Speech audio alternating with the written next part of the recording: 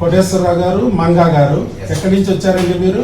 మధ్యగట్ల village, Velerupadu మండలం, Eluru district sir. Velerupadu Madhyagatla village, అక్కడి నుంచి వచ్చారు. అవును సార్. దేని గురించి ఇక్కడికి వచ్చారు? ఆ సంతానం లేదని ఇక్కడికి వచ్చారు.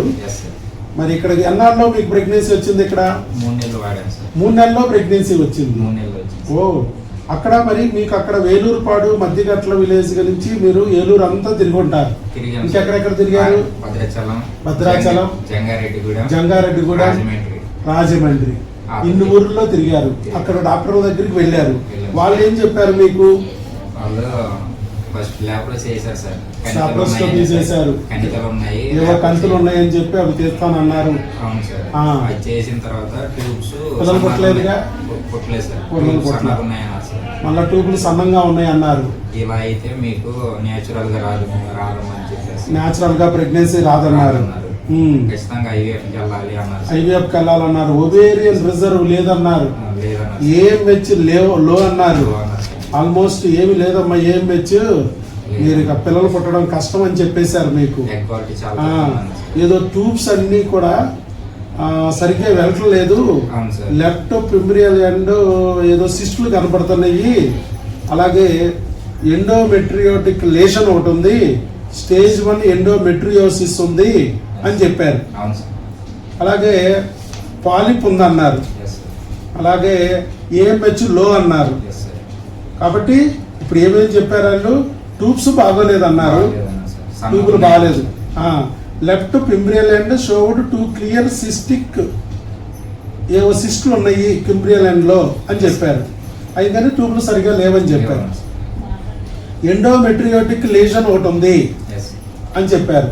స్టేజ్ 1 ఎండోమెట్రియోసిస్ అని చెప్పారు. పూర్ ఓవేరియన్ రిజర్వ్, అండాలు లేవు, క్వాలిటీ లేదు, ఏఎంహెచ్ వెరీ లో, కాబట్టి ప్రెగ్నెన్సీ రాదు, ఐవీఎఫ్కి వెళ్ళండి అని చెప్పారు. ఆపరేషన్ చేసిన తర్వాత సార్ చేశాక కూడా చివరికి ఐవీఎఫ్ చెప్పారు. ఐవీఎఫ్ కోసం 1 డే వెళ్ళి మళ్ళీ కౌన్సిలింగ్ ఇచ్చారు సార్. కౌన్సిలింగ్ ఇచ్చారు.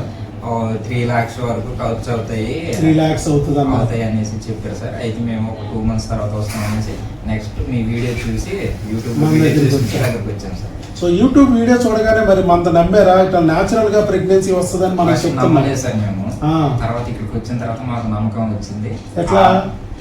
మీరు చెప్పింది మేము విన్నాం కదా సార్. విన్న తర్వాత ఆల్రెడీ వేరే వాళ్ళు కూడా ఇలా బేబీని పట్టుకుని వచ్చారు.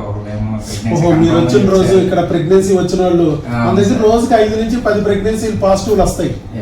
కొంతమంది బిడ్డ డెలివరీ అయిపోయిన తర్వాత బిడ్డను ఎత్తుకుని కూడా వస్తారు. ఆ రోజు వచ్చి ఉంటారు. అవును సార్. గిఫ్ట్ ఇచ్చారు సార్. ఓ, వాళ్ళు కూడా గిఫ్ట్ చేస్తారు మనకి. గిఫ్ట్ ఇస్తాం మళ్ళా. అలాగా, ఓకే.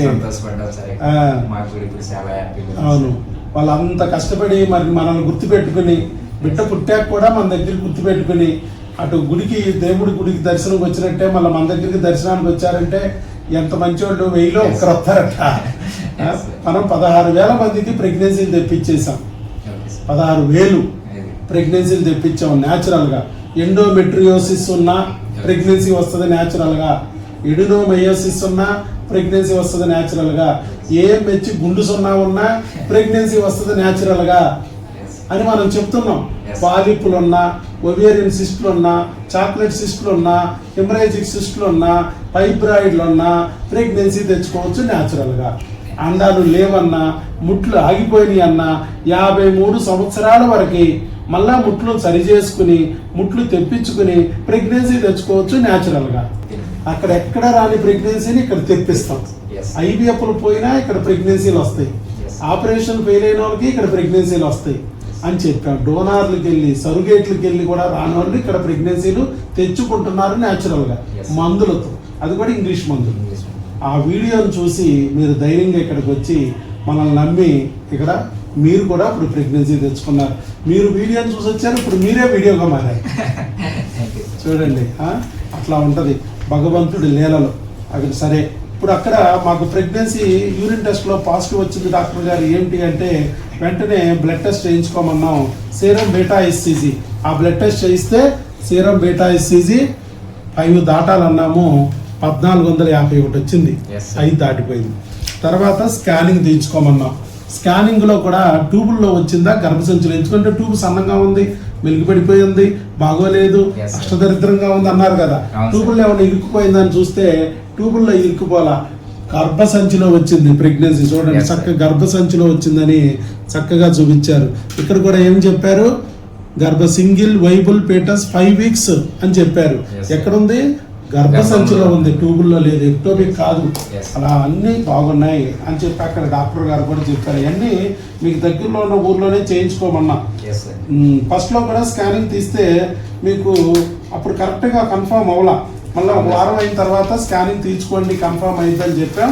ఫస్ట్ లో ఎర్లీ ప్రెగ్నెన్సీ అన్నారు కానీ కన్ఫర్మ్ అవ్వలేదు. ఇదిగో ప్రెగ్నెన్సీ రిపోర్ట్ కూడా మీరు అక్కడ చేయించారు. ఇదిగో ప్రెగ్నెన్సీ టెస్ట్ కూడా పాజిటివ్ వచ్చింది. కాకపోతే స్కానింగ్లో ఆ రోజు వెళ్ళినప్పుడు స్కానింగ్లోకి వచ్చేటప్పటికి ఎర్లీ ప్రెగ్నెన్సీ అన్నారు కానీ పూర్తిగా క్లియర్గా కనపడలా.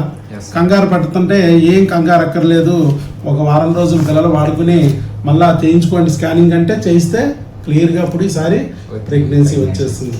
కాబట్టి న్యాచురల్గా వచ్చింది ప్రెగ్నెన్సీ. ఎండోమెట్రియోసిస్ ఉన్నా, లో ఏఎంహెచ్ ఉన్నా, ఎండోమెట్రియల్ థిక్నెస్ తక్కువ ఉన్నా, ఓవలేషన్ డిజార్డర్ గ్రోత్ డిఫెక్ట్ ఉన్నా, మరి పాలిప్ ఉన్నా, పూర్ ఒవేరియన్ రిజర్వ్ ఉన్నా, ఎగ్ క్వాలిటీ లోపం ఉన్నా, వయసు 32 సంవత్సరాలు వచ్చినా ప్రెగ్నెన్సీ తెచ్చుకోవచ్చు న్యాచురల్గా కేవలం మందులతో అనేది ప్రూవ్ అయిందిగా. Prove అయింది, sir. అది very good.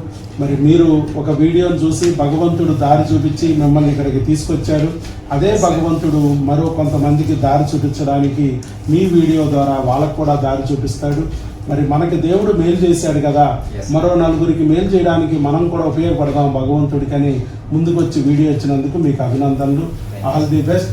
God bless you. Thank you.